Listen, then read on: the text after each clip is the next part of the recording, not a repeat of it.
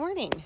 So I'm Caitlin with Acre 38 Farms, and someone asked me to do a video about how to get started and kind of our story about how we got started on our homestead. So I just wanted to talk a little bit today about kind of what's been going on here and where to go from here if you're thinking about getting into homesteading, or maybe you feel like it's not attainable for you, or where to start, what to do first, that sort of thing. So a little bit backstory on my husband and I. So we did not grow up this way.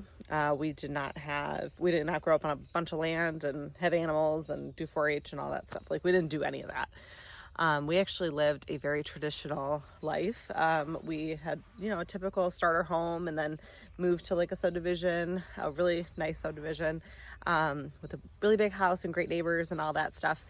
And we just felt a big pull to kind of do a little bit of a slower paced life. We didn't know what we were doing. We had actually just moved into our house really, 16 to 18 months prior to this pull. So we were like, oh my gosh, we're never going to be able to get out of this house. There's no way. We had just bought it. And we just felt, the big pull. And we had lived in an association, the last house, and it's limiting, right? Like, we put garden beds in, but I always felt like there was something more that was needed, or I never felt satisfied.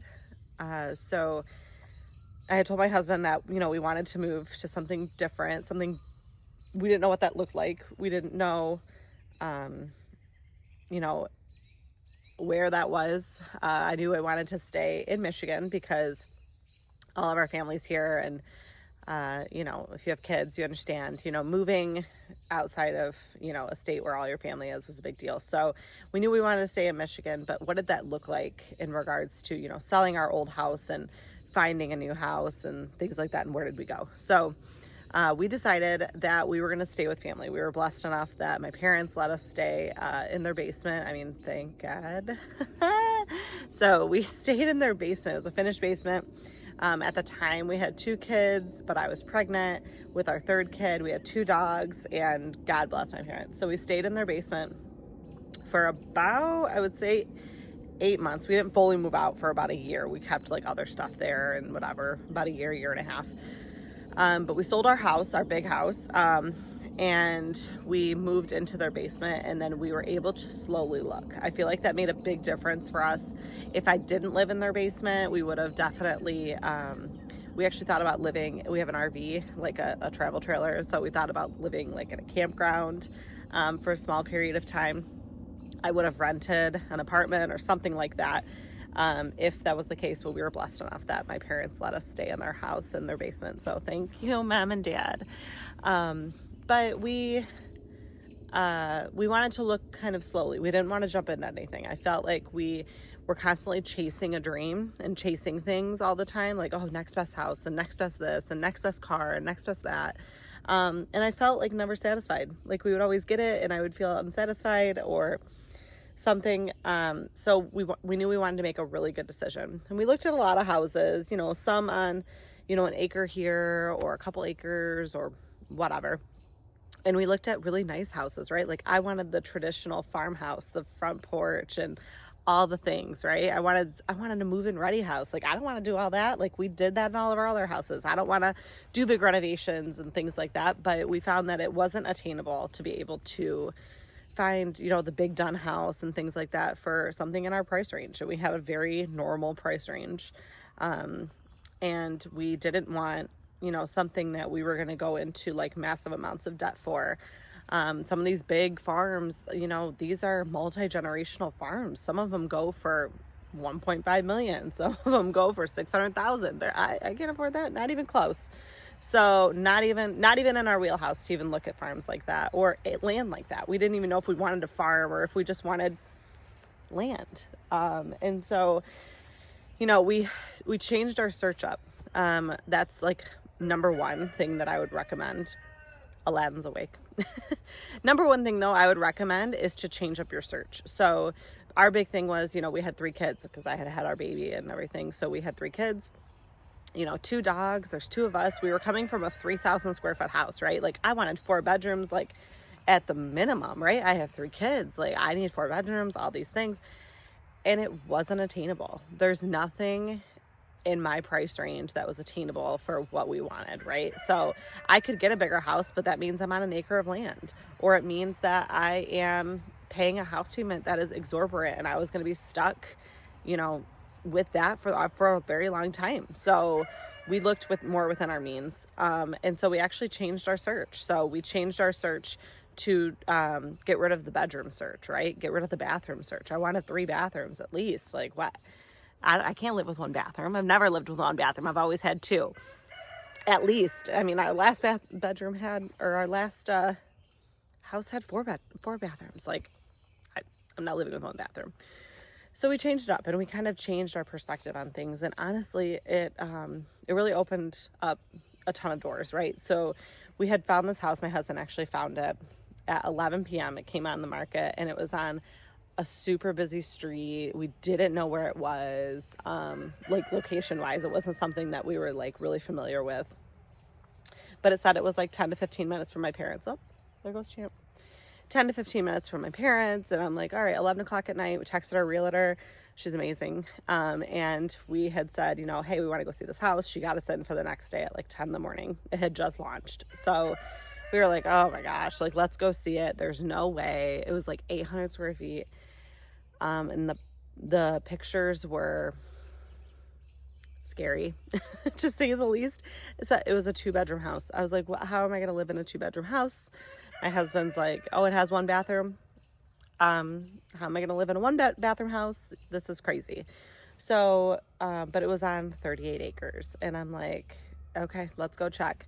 All of the acreage that we had seen, like up until then, and we had been searching for probably about 7 months at that point, just looking around and things like that, was real narrow, right? So, okay, we have 10 acres, but it's like narrow 10 acres, right? And the house that's there is like right next to you, they also have 10 acres. So it's a lot of like parceled up land, and we wanted something more expansive, and we weren't finding it anywhere. So my husband's like, let's go look, let's see it, let's go look. And I'm like, okay, let's go look. This house looks terrible, but okay. So we go, and I walked in the front door and took about 1 minute inside and said, oh my God. Walked out the back door, saw the pole barn. It had a big pole barn, but it was a dirt floor, and they had used it as like a mechanic area. So it smelled like diesel fuel, and it was rough. And the land was beautiful, but not maintained, right? Like, I mean, it's a lot to maintain 38 acres. Like, I realize that it's not maintained all the time right now for us. So it's a lot of work. And I was like, I don't know what we're going to do with all this. And my husband's like, but what could we do with all of this? And it was well within our price range. And we were like, let's do it. And my husband was like, I can do the work. Like, I'll do it. It'll be fine. I'll do it at night and on weekends and all this stuff. But like, you're going to have to watch the kids. And, just so everybody knows, we both work full time. So I don't know when I was going to do that. So with the help of our families and everything like that, I was able to watch kids while he renovated the home. So we put the offer in, they took it, thank God. And, we live here now. So it was 800 square feet. I was like, I don't know how we're going to do this with, the 5 of us. There's no way. I'm coming from a 3,000 square foot house. You're out of your mind. So we had kind of dreamed up a little things and stuff like that. And we, realized that there's so much unnecessary wasted space in typical houses, and people grow up their whole lives in 800 square feet, sometimes 1,000 square feet, 600 square feet. People live tiny. Like, there's so many ways that we could make this work, and we just had to do it. And so we just kind of formulated a thing. Our kids are in like a loft space. They love it. It's their favorite thing ever. And we know that it's, as they grow, like, we're gonna need a little bit more space. And so, we're already talking about kind of adding additions on, but we're gonna do that with cash. Like, we're not gonna add more to our mortgage, to our debt. So we're gonna do that, those kind of steps with cash. But anyways, in order to, make this happen, my husband was working at his job, and then he would work, 10 to 12 hours on the house at his job, 10 to 12 hours on the house. He was staying up until 3 in the morning.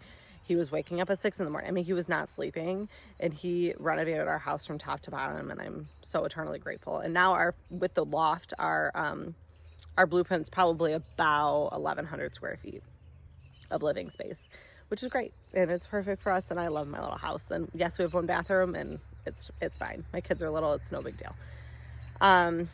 The other thing that we did is we actually moved on the land. So a lot of people are like, "Oh, well, you know, you can just live in the house and renovate it." No, it was literally uninhabitable. It was bad. There was bats in the house. There was bats in the garage. There were mice, and I was not living there, especially with the new baby. It was not happening. So we actually moved our camper onto the land, and we added a septic drop actually to our septic tank for our camper. So it was always hooked up to like full hookup. We installed a 50 amp plug on the outside of our home, and then it was hooked right up to our water. So it was very simple. It wasn't something that we needed, you know, anything different. But this is a small camper. It's a travel trailer, and there was 5 of us, and it was a lot. It was in the dead of summer. It was hot. It was a lot of work. We had AC. I was grateful. We had a bathroom. Like, seriously grateful for our camper. Hi, you're back. And we could not have done it without our camper on our land, because my husband could get up, walk out, and we were all together. My kids would just kind of go crazy, be outside. We pretty much lived outside for the first, 6 months while the house was being renovated. And I remember, okay, sorry. So it was a lot of work to be in a camper, right? Like campers, I feel like are not, like ours was not made for full-time living. It was a lot of work, but we lived outside for the most part, and we did a lot of, family activities and things like that. And family activities with myself and my kids, because my husband was working on our house. But we did what we had to do, and it was a lot of work. And I remember specifically with a thunderstorm. It was actually a tornado that came through. We had a lot of down trees. It was a lot of work. The tornado actually hit about like 5 miles from us. And we were in the camper at the time, and we all went into our bathroom at the time. The only thing that was there was a tub, and we all piled in the tub and hoped for the best. But it's things that you live for, and it's seasons that you go through. And I feel like if something is attainable, you kind of work through that. So we lived in a camper, and I'll do another video on that about how we managed to live in a camper as a family of 5. And we did that for about 6 months, and it was a lot, and I cried a lot, and I won't lie and say it was glamorous, because it was not. It was a lot of work. But we did it, and it was for a greater good, and I'm grateful that we did it, especially because, now we have our house that's done, and we can keep working on the farm. So back to kind of how we started. So that was really, where we started, and we started with chickens. That was the easiest thing. We got some egg-laying chickens, and I feel like they are a piece of cake. So I would definitely start with egg-laying chickens if you're looking to start your homestead. And some people are like, well, I can't move to land, and my place doesn't allow chickens. Start with a garden. Does your family eat a lot of tomato sauce? Like, start with growing all of your tomatoes and work on processing all of those tomatoes and making them into sauce. Or maybe you do a lot of herbs. Like, start with growing a bunch of herbs and dehydrating them and using them for your seasonings. There's so many things that you can start homesteading without having a lot of land.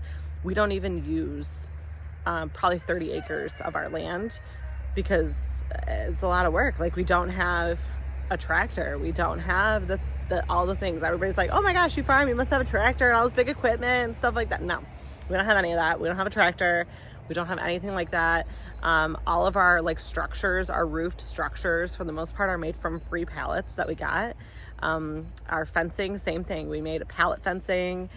We did things kind of on the cheap. It's a lot of work, right? You kind of build things as you go. All of our money was sunk into the house, because it was a complete renovation and gut. So you just kind of do things as you can. If you live in an apartment, then you grow garden boxes out on your balcony, and that's okay. It's great. Learn how to make fresh bread for your family.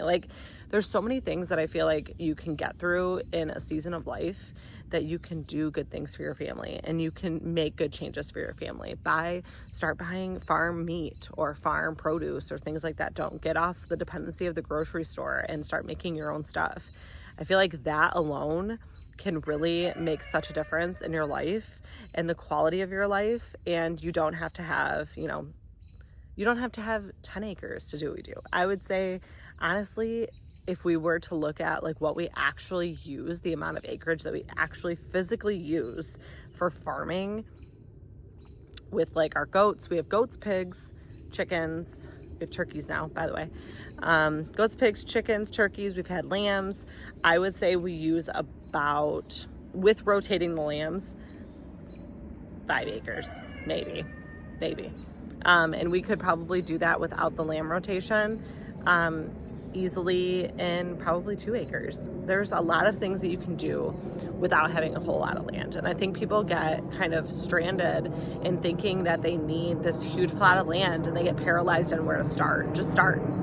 If you don't want to live where you're at, move. If you don't want to do the things that you're doing, or maybe it's you can't get out of your house, or maybe you can't live a more sustainable life, then change things in your house, right? Like do things a little bit differently. Make your own bread, make your own kids' snacks. Do what it is that you can make small changes in your life that give you a big reward.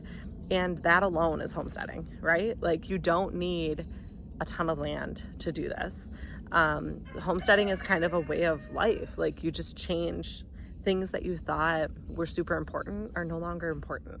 Like I used to spend hours going from store to store and chasing the next big trend or whatever it is that I was doing. You don't need to do that. You don't need to keep up with anybody. Like do what you need to do. There's some of these homesteaders on here that I'm like, oh my gosh, look at their gardens and they run cows and all this. And I'm like, I'm not in that. I can't do that right now. It's not attainable for me right now. And I'm okay with that. You have to be okay with where you're at. And I'm here to tell you that you can totally do this even on a subdivision lot. You can do this. You can grow your family's food for the year. You can support your family. Oh, there's a monarch butterfly. But you can support your family by doing little things. Raise some meat birds. Meat birds do not take a lot of space. And if you're like, well, I don't even have that, raise quail. Like quail seriously are like these little Cornish hen looking things, and they do eggs. They are good for meat. There's a lot of things that you can do without having a whole lot of land. So I'm here to encourage you. And if you have any questions or comments, or just tell me what it is that you did to kind of make your homesteading dreams a reality, I am totally here for it. And I love hearing everybody's stuff. So make sure you like and subscribe. Leave your comments below on what you're doing to be more self-sustaining for your family. And that's our story.